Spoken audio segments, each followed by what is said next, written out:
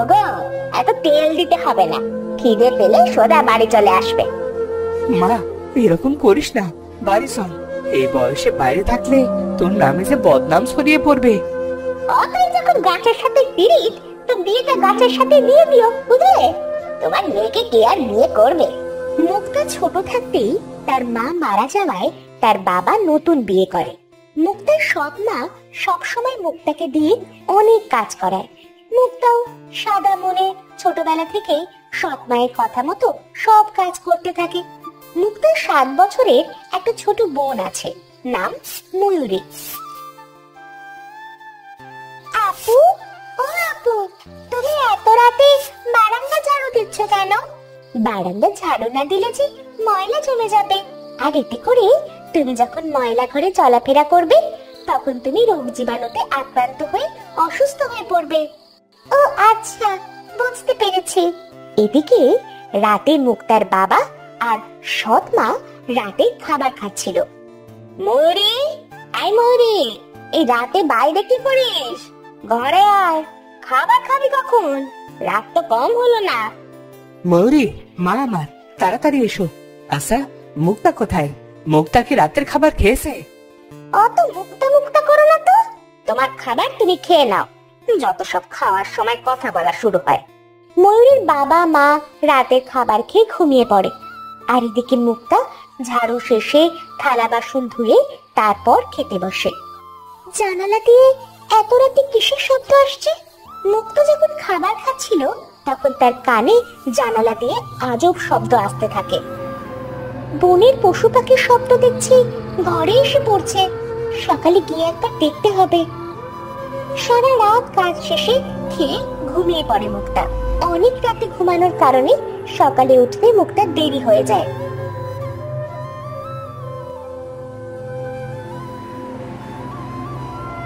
আরে এই মুক্তা, মুক্তা, বলি কি এখন কটা বাজে? সেই কখন সকাল হয়েছে, আর ওদিকে যে সকালের বাসি উঠোন ঝাড়ু দেওয়া হয়নি। আমি আমি এক্ষুনি হাত মুখ ধুয়ে উঠোন ঝাড়ু দিচ্ছি মা। 8টা বাজে উঠোন ঝাড়ু দিতে? তা বলি সকালের সবজি কাটবে কখন? ওইদিকে যে ছোট বোনটার কাঁথা কাপড় এখনো ধোয়া হয়নি। আহারে, ছোট মেয়েটা মনে হয় আজ রাতে ভেজা কাঁথায় ঘুমোবে। আমি যাচ্ছি মা, এক্ষুনি সব পরিষ্কার করে দিয়ে আসছি।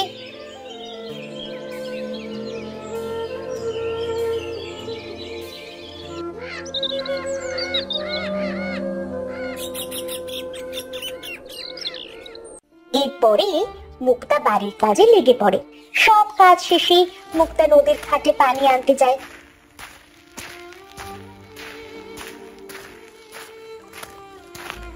এদিকের পানিটা কেমন যেন, অন্য পাশ থেকে পানি নেই। মুক্তা কলসিতে পানি ভরতে থাকে। পানি ভরে মুক্তা ভরা কলসি নিয়ে বনের ধার দিয়ে আসতে থাকে। আর তখনই মুক্তার রাতের অদ্ভুত শব্দের কথা মনে পড়ে যায়।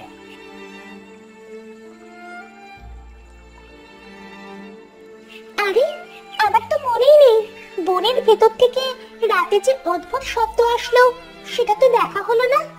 এই বলে মুক্তা কলসি নিয়ে বনের ভেতর যেতে থাকে। বনের ভেতরে মুক্তা হাঁটতে থাকে। কই, কোনো কিছু তো দেখতে পাচ্ছি না। তাছাড়া রাতে যে অদ্ভুত শব্দ শুনলাম সেটাও তো কোনো পশু পাখির বলে মনে হলো না। এমন সময় মুক্তার পায়ে একটা পিঁপড়া কামড় দেয়। উফ, পিঁপড়া! পিঁপড়ার কামড়ে মুক্তার কলসি মাটিতে পড়ে যায়। কলসির সব পানি গড়িয়ে পড়ে যায়। আরে, এ কি? বনের এই গাছটা হঠাৎ শুকিয়ে গেল কি করে? মুক্তার কলসির সব পানি একটা ছোট্ট শুকনো গাছের গোড়ায় পড়ে। যাক বাবা, পানিতে এবার গাছটা ভালোই ভালো বেঁচে উঠলেই হলো। আবার কাল এসে দেখে যেতে হবে। এরপরে মুক্তা কলসিতে আবার পানি ভরে বাড়ি ফিরে আসে।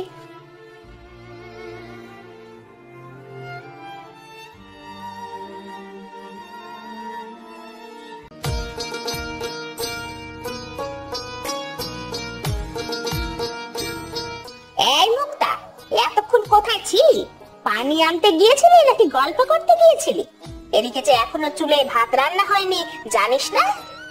মা, আমি না কলসি নিয়ে পড়ে গিয়েছিলাম, তাই আবার পানি ভরে নিয়ে আসছি, এজন্যই দেরি হয়ে গেছে। হয়েছে হয়েছে, আর বাহানা দিতে হবে না। এখন যা, পানির কলসি রেখে ময়ূরীকে গোসল করিয়ে দে।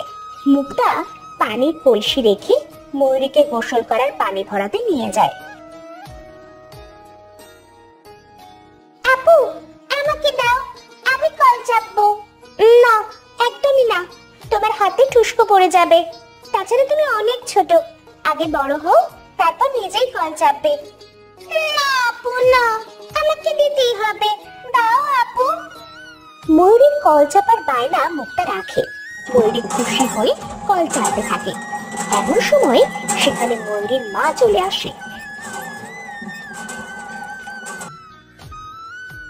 এই যে রাজরানী, আমার ছোট্ট মেয়েটাকে দিয়ে কল চাপানো হচ্ছে বুঝি? কিন্তু মা। চুপ, একদম চুপ। আমি সব জানি, তুই আমার অজান্তেই আমার মেয়েকে দিয়ে কাজ করাস। না না, মুক্তা আপু আমাকে কল চাপতে দেয়নি, আমি নিজেই জোর করে নিজে নিজে কল চাপছি। তুই চুপ কর, এখন তো দেখছি ছোট্ট মেয়েটাকে ভয় দেখিয়ে ওর পক্ষে কথা বলাচ্ছে।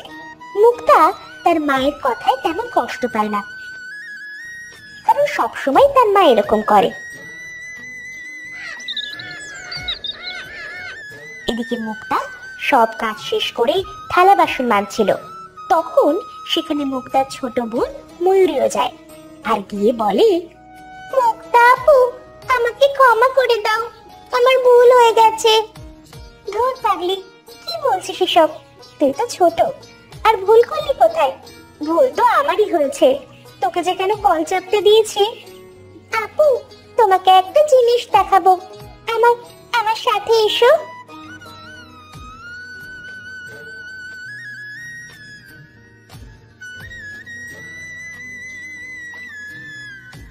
এই কথা বলে ময়ূরী মুক্তাকে নিয়ে বনের সেই মরা গাছটার কাছে যায়। আপু, দেখেছো? কেন, কি হয়েছে? আর কি বা দেখবো, এখানে দেখার মতো তো কিছুই নেই। আরে ধুর, তুমি তো দেখছি চোখেও দেখো না। ওই দেখো, গাছের গায়ে একটা লাভ। তুই কি লাভটা বলছিস ময়ূরী? বাড়ি চল তো। লাভ মানে বুঝো না? একটা হার্ট। আমি আরো কয়েকদিন আগে এসে দেখেছি, গাছের হাড়টা পুরো সাদা ছিল, কিন্তু আজ এসে দেখি একটু লাল হয়ে আছে। হয়তো কিছু একটা হবে, এখন বাড়ি চল।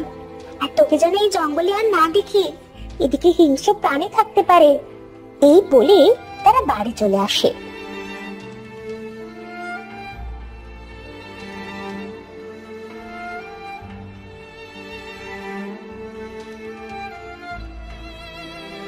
মুক্তা রাতে যখন ঘুমিয়েছিল, তখন মধ্যরাতে আবার সে অদ্ভুত শব্দে মুক্তার ঘুম ভেঙে যায়। আরে, এটা কিসের শব্দ? কোনো প্রাণী তো এভাবে ডাকে না। যাই হোক, শব্দটা কিন্তু অনেক সুন্দর, সকালে কি দেখতে হবে।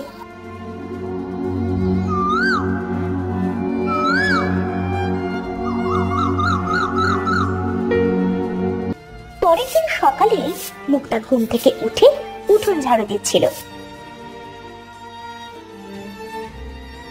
দে, ঝাড়ুটা আমার কাছে দে। যা, তুই গিয়ে নদী থেকে পানি নিয়ে আয়। মুক্তা তার সৎ মায়ের কথা মতো কলসি নিয়ে নদীতে পানি আনতে যায়।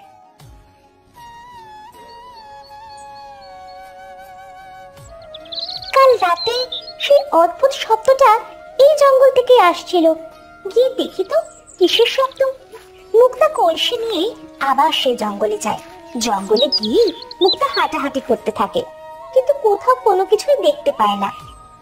বুঝি না, রাতে জঙ্গলে কে যে ওই অদ্ভুত শব্দ করে। এবার মুক্তা আবার সেই গাছটিকে দেখতে পায়।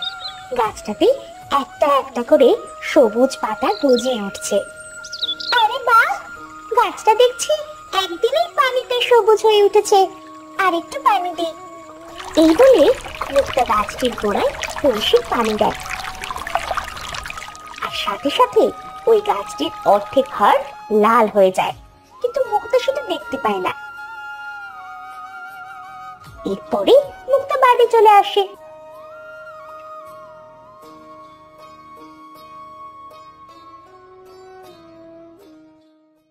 রাতে মুক্তা যখন বারান্দা ঝাড়ু দিচ্ছিল তখন মুক্তার ছোট বোন এসে তাকে বলে,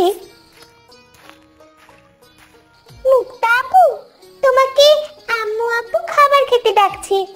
ময়ূরীর কথা শুনে মুক্তা ঝাড়ু ফেলে তার বাবা মার কাছে যায়। শোন মুক্তা, কাল তো তোকে একটা লোক দেখতে আসবে। সবকিছু ঠিকঠাক থাকলে তোকে বিয়ে দিয়ে দেব। মুক্তা তার বাবা মার কথা শুনে কিছুই বুঝতে পারছিল না। মুক্তা কোনো কথা না বলে চুপ করে থাকে। পরের দিন সকালবেলা মুক্তা আবার নদীতে যায় কলসি নিয়ে জল ভরে আনতে। নদী থেকে জল নিয়ে মুক্তা আবার সেই গাছটির কাছে যায়। হায় হায়, আমি কি দেখছি? গাছটা একদিনেই এত বড় হয়ে গেল। দি, আর একটু পানি দি। মুক্তার পানিতে গাছটি একদিনে অনেক বড় হয়ে গিয়েছিল। গাছের ডালপালায় পুরো সবুজ হয়ে গিয়েছিল। মুক্তা কলসি রেখে গাছের পাশে হেলান দেয়। আহা, কি ঠান্ডা! গাটা একেবারে জুড়িয়ে গেল। সে গাছের নিচে বসে অনেক শান্তি পাচ্ছিল। কিন্তু একসময় মুক্তা গভীর ঘুমে ঘুমিয়ে পড়ে। এমন সময় সেখানে ময়ূরী আসে। গাছটা দেখছি কত বড় হয়ে গেছে। আরে, হাতটাও দেখছি আগের থেকে অনেক লাল হয়ে গেছে। ময়ূরী গাছের নিচে তাকিয়ে দেখে মুক্তা ঘুমিয়ে আছে। আপু, আপু, তুমি এখানে ঘুমোচ্ছ? আর ওদিকে যে কত কাহিনী হয়ে গেল সেটা কি জানো? আমি আমি যে কখন ঘুমিয়ে পড়েছি কিছুই বুঝতে পারছি না। আর বাসায় কি হয়েছে রে ময়ূরী? তোমাকে দেখতে একটা লোক এসেছিল, কিন্তু তুমি নেই বলে চলে গেছে। হায় হায়, এখন বাড়ি গেলে মা তো আর আস্ত রাখবে না। আল্লাহ, তুমি রহমত করো। আমি যে কোন ফাঁকে ঘুমিয়ে পড়েছি। যাই বলো আপু, এক হিসেবে ভালোই হয়েছে। কেন রে ময়ূরী, এই কথা কেন বললি? আরে বলো না আপু, যে লোকটা তোমাকে দেখতে এসেছে সেই লোকটা অনেক বুড়ো। ওই বুড়োকে আমি কোনোদিনও দুলা ভাই বলতাম না। অনেক বেলা হয়েছে, এবার বাড়ি চল। দুই বোন বাড়ি চলে আসে। রাতে মুক্তার মা বাবা মুক্তাকে ডাক দেয়। মুক্তা, তুই জানিস না কত কষ্ট করে তোর জন্য একটা ছেলে পেয়েছিলাম, আর তুই কি না না না না তুই আর আমার মান সম্মান বলতে কিছুই রাখলি না মুক্তা। কি আর করবে, মান সম্মানওয়ালা মেয়ে তো আর জন্ম দাওনি, দিয়েছো এক বজ্জাত মেয়েকে জন্ম। ওভাবে বলো না মা, আমি। হয়েছে হয়েছে, এখন ন্যাকা কান্না কাঁদতে হবে না। যত সব আমার ঘরে এসে জুটেছে। কত কষ্ট করে আমার বাপের বাড়ির গ্রাম থেকে সম্বন্ধ এনেছিলাম। তুমি চুপ করো, অনেক হয়েছে। ওর কপালে যা লেখা আছে তাই হবে। হ্যাঁ হ্যাঁ, অনেক তো হবেই। মেয়েকে এবার গাছের সাথে বিয়ে দিয়ে ঘর জামাই করে দাও। যত সব। মুক্তা কাঁদতে কাঁদতে তার ঘরে চলে যায়। হে খোদা, তুমি আমার কপালে আর কত অঘটন লিখে রাখছো। আমি যে আর সইতে পারছি না। থাক আপু, কেঁদো না। আল্লাহ যা করে আমাদের সবার ভালোর জন্যই করে। ময়ূরী তার বাবা মার কাছে চলে যায়। এদিকে মুক্তা তার রুমে কাঁদতে কাঁদতে একসময় ঘুমিয়ে পড়ে। রাত তখন অনেক গভীর, সবাই তখন ঘুমিয়ে গেছে। গভীর রাতে আবার ওই একই আজব আর অদ্ভুত শব্দে মুক্তার ঘুম ভেঙে যায়। আজ আবার ওই শব্দে ঘুমটা ভেঙে গেল, কিন্তু বুঝি না এত রাতে কে এরকম শব্দ করে। যাই হোক, শব্দটা আমার কাছে দারুণ লাগে, গিয়ে একবার দেখে আসি তো। এই বলে মুক্তা ঘর থেকে বের হয়ে যায়। আকাশে চাঁদ উঠেছে, চারিদিকে পূর্ণিমার আলোয় ঝলমল করছে। মুক্তা ওই শব্দের দিকে হেঁটেই চলেছে। ঘর থেকে বের হয়ে হেঁটে হেঁটে নদীর পাড়ে আসে।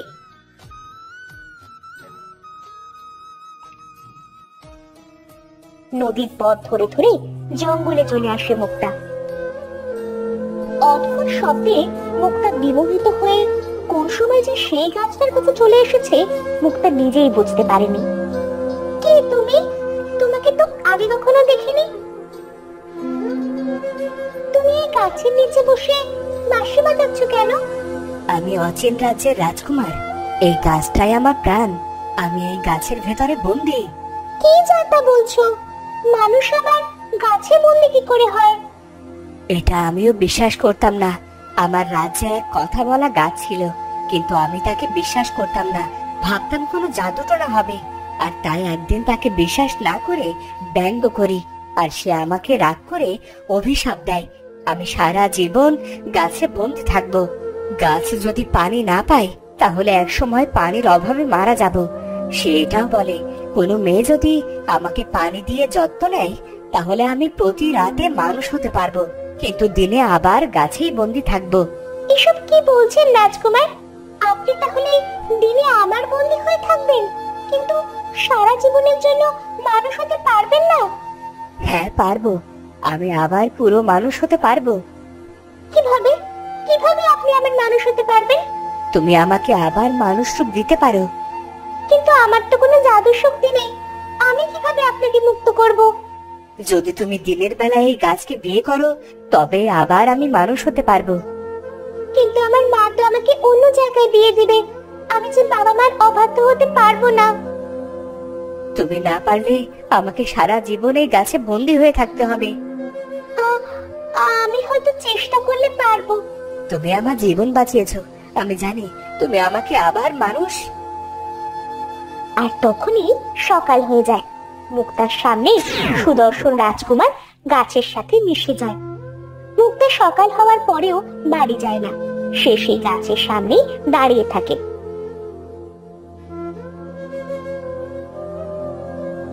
মুক্তার মা সেখানে এসে মুক্তাকে গালমন্দ করে। মুক্তা কোনো কথাই কর্ণপাত করে না। মুক্তার বাবা আসে মুক্তার কাছে। মা আমার বাড়ি চল, আমি বুঝতে পেরেছি তোকে গালমন্দ করা ঠিক হয়নি। চল মা, বাড়িতে চল।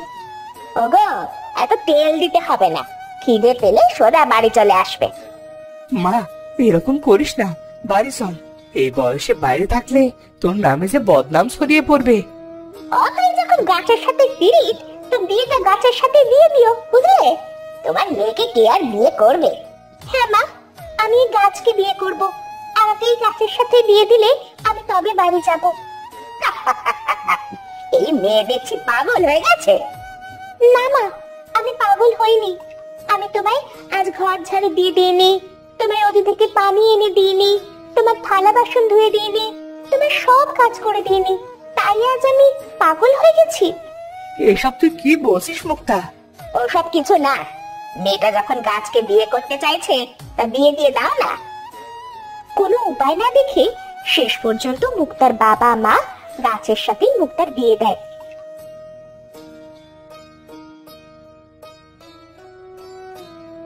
বিয়ে শেষে মুক্তা গাছকে জড়িয়ে ধরে, আর সাথে সাথে গাছের জায়গায় এক সুদর্শন যুবক দাঁড়িয়ে থাকে।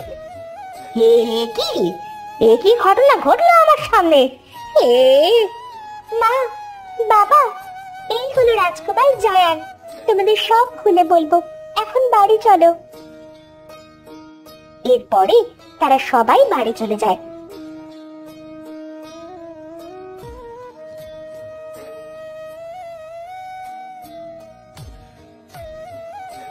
এদিকে রাজকুমার জায়ান মুক্তাকে নিয়ে অচিন রাজ্যে যায়। সেখানে ধুমধাম করে মুক্তা আর জায়ানের বিয়ে হয়।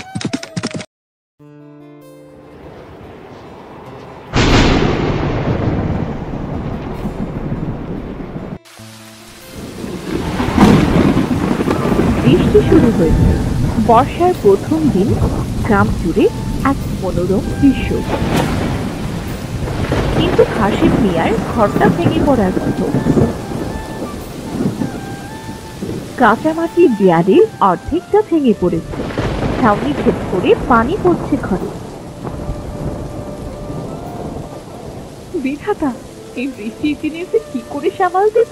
কাঁচা ঘর, তার উপর পানি পড়ে ঘরটা কাদা কাদা হয়ে গিয়েছে। মেয়ে দুটোকে নিয়ে এর ভেতর কেমন করে থাকবো?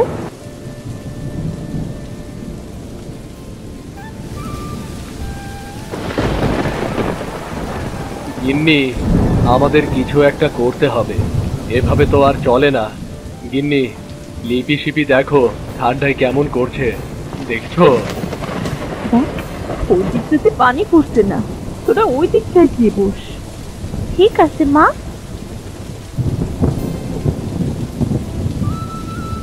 ওগো, তুমি কি করবে ভাবলে?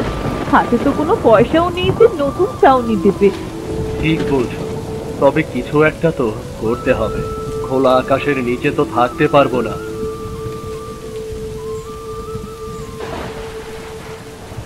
বাবা, ও বাবা, আমার স্কুলের বইগুলো সব ভিজে গেছে। শীতে মা আমার, চিন্তা করিস না, বিধাতার উপর ভরসা রাখ, দেখবি সব ঠিক হয়ে যাবে। বোন দেখ, সাপার বেশি লড়াই করছে কচু পাতার নিচে, কিন্তু তাদের গায়ে এক ফোঁটা পানিও পড়ছে না। তাই তো দেখছি। চল তো দিদি, আমরা কচু পাতার নিচে গিয়ে দেখি আমাদের গায়ে পানি পড়ে নাকি। কিন্তু ওইখানে তো সাপ আছে রে বোন, আমরা কচু পাতার নিচে যাই চল। ঠিক আছে বোন।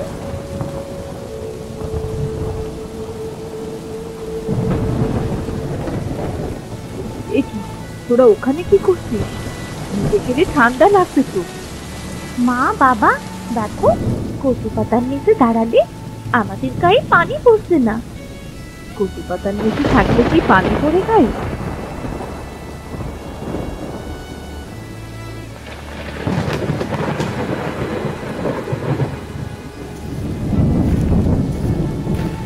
ও হাসেম, কি খবর?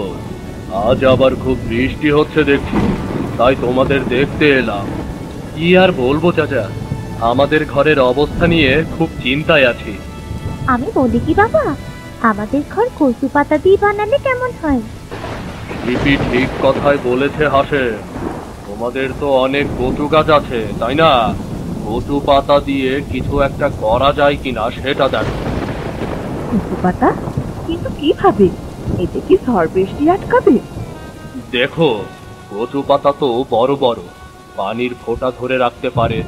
আমার মতে সেই পাতাগুলো দিয়ে ছাউনি বানালে হয়তো কদিনের জন্য গাছ নেই। আমি আসি তবে, কেমন?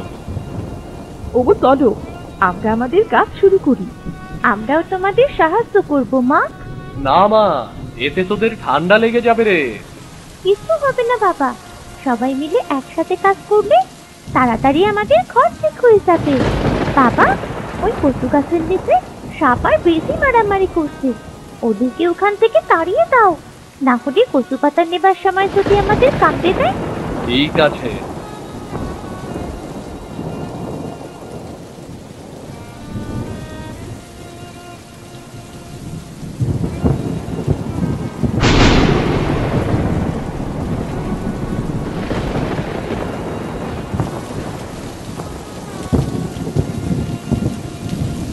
হাসেম, ফাতেমা এবং লিপি আর শিপি মিলে তারা কচু পাতাগুলোকে একটা কাঠের ফ্রেমে সাজিয়ে বাঁধতে শুরু করে।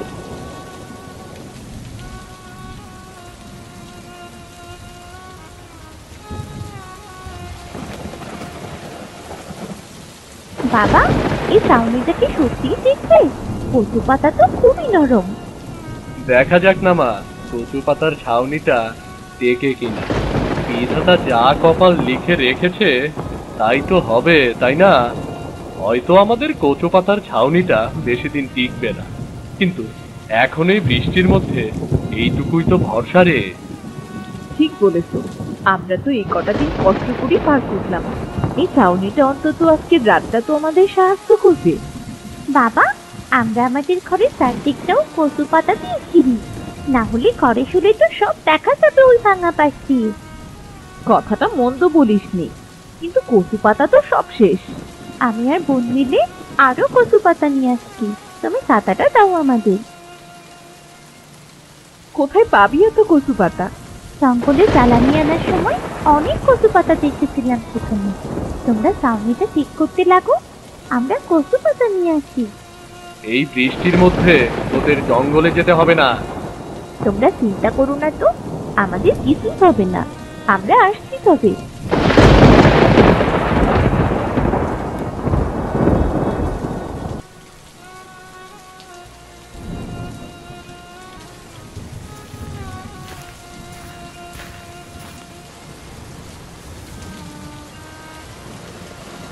বোন দেখ, এখানে কত কচু পাতা। চল আমরা এখান থেকে কচু পাতা নিয়ে বাড়ি ফিরি। ঠিক আছে দিদি।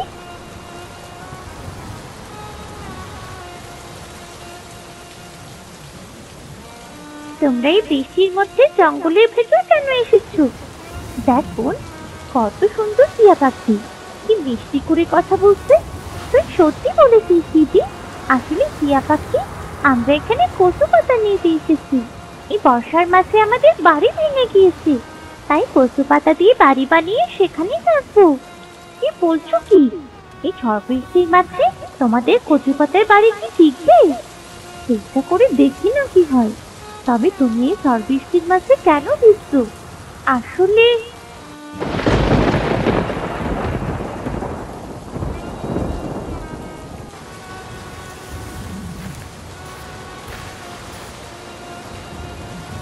অবশেষে তোরা এলি, তা তো দেরি কেন হলো তোদের?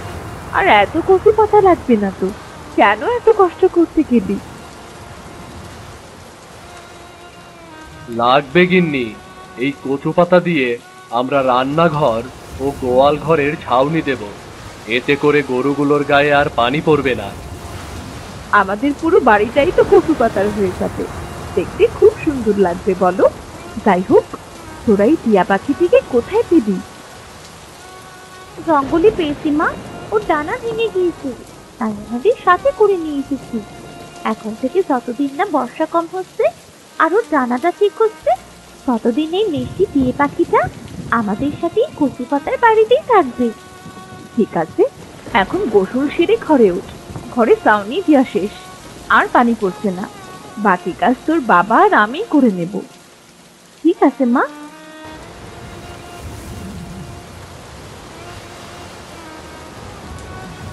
মা, বাবা, বাড়িতে কোনো খাবার আছে?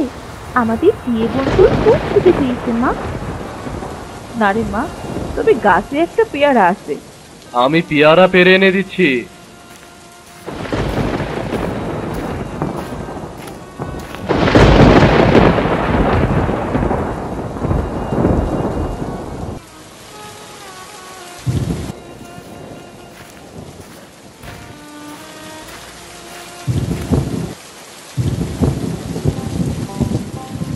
বাহ, পেয়ারাটা তো খুব মিষ্টি, দেখি কচু পাতার বাড়ির মতো।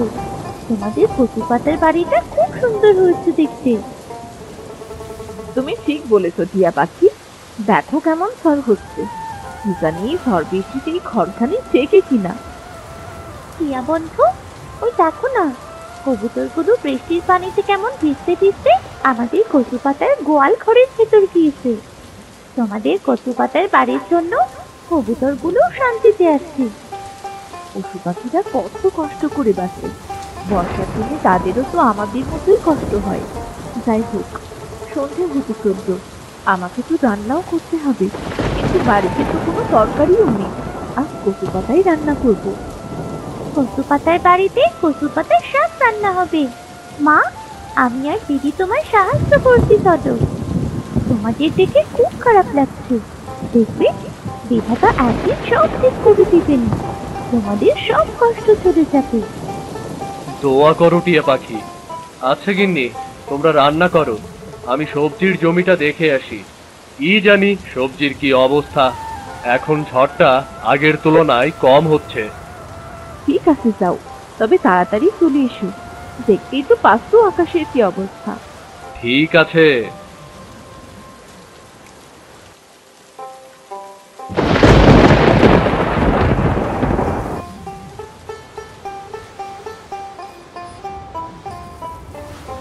বাবা, তোদের বাড়িতে গিয়েছিলাম, গিয়ে দেখি তুই কচু পাতা দিয়ে বাড়ি বানিয়েছিস। খুব সুন্দর দেখা যাচ্ছে যে বাবা। বাবা, আমার বাড়িটাও ভেঙে গিয়েছে, তোর কচু পাতার বাড়িতে আমায় একটু থাকতে দিবি?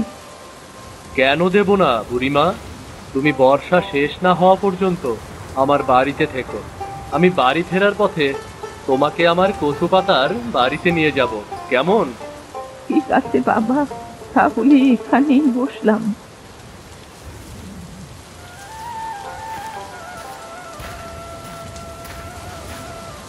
হে বিধাতা, এ কেমন পরীক্ষা তোমার?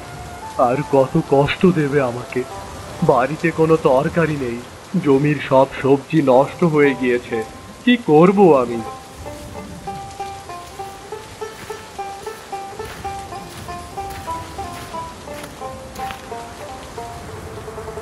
কি রে বাবা, তোর চোখ মুখ অমন লাল কেন দেখাচ্ছে? মনে হচ্ছে কাঁদছিস। আসলে বুড়িমা, মাঠে গিয়ে দেখি আমার জমির সব সবজি নষ্ট হয়ে গিয়েছে। বাড়িতে রান্না করার মতো কোনো সবজিই নেই। তোমাদের বৌমা কচু পাতার শাক রান্না করেছে শুধু, তরকারি যে কিনবো সে টাকাও নেই আমার কাছে। তুমি তো সব জানো, আজ কতদিন একটানা বৃষ্টি হচ্ছে, এজন্য কোনো কাজই করতে পারিনি। কাঁদিস না বাবা, আমার পুকুর পাড়ে কিছু বেগুন, পটল, পুঁইশাক আর করলা গাছ লাগানো আছে। তাতে অনেক বড় বড় পটল, বেগুন আর করলা ধরেছে। চল, ওগুলো তোকে তুলে দিচ্ছি। তুমি আমার কচু পাতার বাড়িতে থাকবে, তার বিনিময়ে আমি এগুলো নেব? তা হয় না বুড়িমা। আরে বোকা, তুই এখন এগুলো নিয়ে যা, পরে আমার টাকা শোধ করে দিস। ঠিক আছে বুড়িমা, আর লাগবে না বুড়িমা। এবার তুমি আমার বাড়িতে চলো দেখি, জলদি চলো।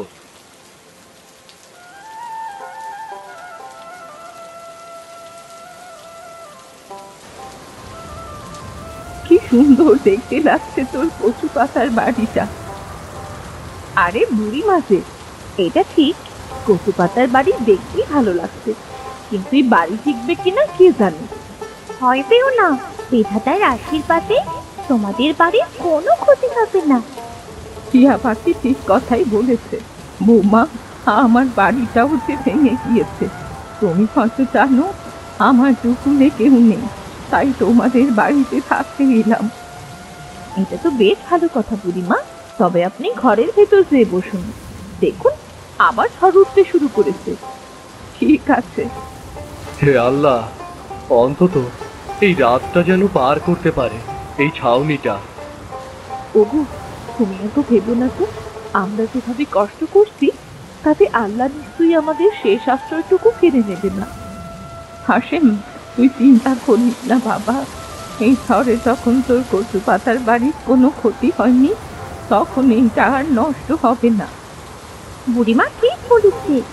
আচ্ছা, আমার ঘুম পাচ্ছে, আমি লিপি আর শিপির ঘরে গিয়ে ঘুমোলাম। ঠিক আছে টিয়া বন্ধু, আমাদেরও খাওয়া শেষ, চলো আমরাও ঘুমোবো। বাড়ির সবাই খাওয়া শেষ করে যে যার ঘরে ঘুমোতে চলে যায়। কচু পাতার ছাউনির ওপর পড়া বৃষ্টির শব্দ শুনতে শুনতে তারা ঘুমিয়ে পড়ে। এভাবে আরো ৩-৪ দিন কেটে যায়। বৃষ্টি পড়া অনেকটাই কমে যায়। লিপি আর শিপির যত্নে টিয়া পাখিও সুস্থ হয়ে ওঠে।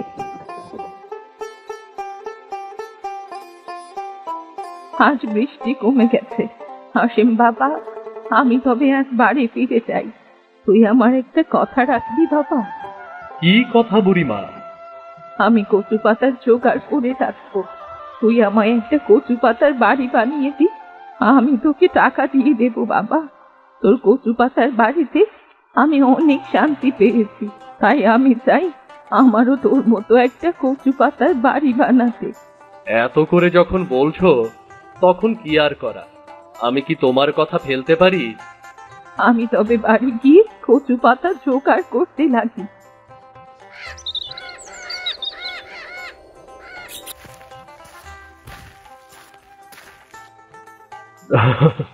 দেখেছো হাসেম, তোমার কচু পাতার বাড়িটা কিন্তু অনেকদিন টিকলো। মনে হয় না সহজে এটা নষ্ট হবে। হ্যাঁ চাচা, বিধাতার অশেষ রহমত ছিল। আমাদের ছোট্ট কচু পাতার বাড়িটা আমাদের এই বর্ষার দিনে আমাদেরকে বাঁচিয়ে রেখেছে গো। আমি বলি কি, এখন তো বৃষ্টির সময়, তোমাদের মতো অনেক গরিব মানুষ আছে এই গ্রামে। হাসিম, তুমি সবাইকে কচু পাতায় বাড়ি বানিয়ে দিও, এতে গরিব মানুষেরা বৃষ্টির পানি থেকে রেহাই পাবে, আর তুমি যে টাকা পাবে তাতে তোমার অভাব দূর হবে। টিয়া পাখি কিন্তু বুদ্ধিটা খারাপ দেয়নি। যাই হোক, আমি তাহলে আসি, মাঠে কাজ আছে অনেক। বাবা, আমাদের টিয়া বন্ধুর বুদ্ধিটাও অনেক ভালো, কিন্তু গ্রামের সব গরিব মানুষ যদি বর্ষায় কচু পাতার বাড়ি বানাই, এতে তো অনেক কচু পাতা লাগবে। এত কচু পাতা পাবো কোথায়? তোমরা আমার জন্য অনেক করেছো, তাই আমি তোমাদের একটা উপহার দিচ্ছি। এই পালকটা রাখো, এটা জাদু পালক। এই পালকের কাছে তুমি যত কচু পাতা চাইবে, এই জাদুর পালক তোমায় তত কচু পাতা দেবে। সত্যি বলছো তুমি? হ্যাঁ, সত্যি বলছি। তবে মনে রাখবে, লোভে পড়ে কারো কাছ থেকে জোর করে বেশি টাকা চাইবে না, তাহলে পালকের জাদু শেষ হয়ে যাবে। কচু পাতার ঘর তৈরি করার পর তোমাকে সে যত টাকা বকশিশ দেবে, তুমি তাতেই খুশি থাকবে। এই জাদুর পালক থেকে যে কচু পাতা নিয়ে তুমি বাড়ি তৈরি করবে, তা সহজে নষ্ট হবে না, আর ঝড় বৃষ্টিতেও ভাঙবে না। তুমি যা বলছো তাই হবে টিয়া পাখি। আরো দেখো, বর্ষার দিনে সকল গরিব মানুষ কচু পাতার বাড়িতে শান্তিতে থাকুক। আমি আসি তবে। টিয়া পাখি সবার কাছ থেকে বিদায় নিয়ে চলে যায়। হাসেম বুড়ির বাড়িতে যায় কচু পাতার বাড়ি তৈরি করতে।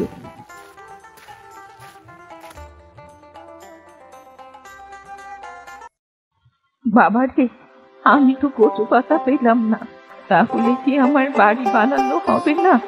কচু পাতার বাড়ি বানাতে বর্ষার দিনগুলোতে নিশ্চিন্তে থাকতে পারতাম। চিন্তা নেই বুড়িমা, আমি কচু পাতা আনছি।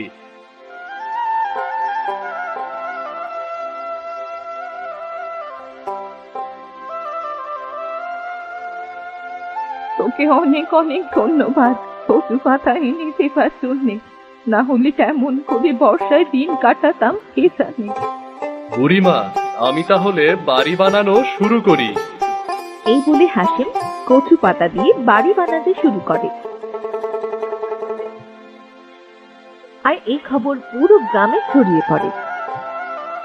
বর্ষার হাত থেকে বাঁচতে গ্রামের গরিবরা সবাই হাসেমের কাছ থেকে কচু পাতার বাড়ি তৈরি করতে শুরু করে। এতে হাসেমের সকল অভাব দূর হয়ে যায়। আস্তে আস্তে হাসেমের উন্নতি হতে শুরু করে।